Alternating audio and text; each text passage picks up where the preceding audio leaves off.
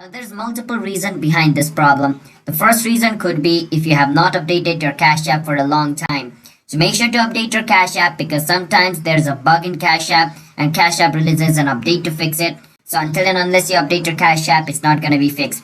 So update your Cash App. The other thing could be if you're trying to send a money, or like if you're trying to send money to your friend whose account is like banned. So let's say my friend's account just got banned today and I tried to send him money. Not just banned, let's say his account got suspended right now. If I try to send him the money when his account is suspended, it's not going to be sent and it's going to say unexpected error. The only way to fix it is until and unless his account gets unsuspended or unbanned, you can't send him money.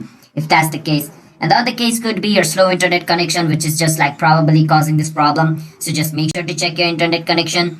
And the other thing could be if a lot of people is sending and receiving money at the same time. So let's say like thousands of people are performing transaction at the same time. Basically 1,000 people is not a problem, but like let's say for like 100,000 people are trying to transfer money at the same time, then the server is going to be overloaded. In a simple term, the server or Cash App is going to be overworked, which is going to cause some malfunctioning and it's not going to allow your payment to go. So the only way to fix it, if this is happening, then you just got to wait for 1 or 2 hours until like the server slowly cools down and your transaction is going to be done.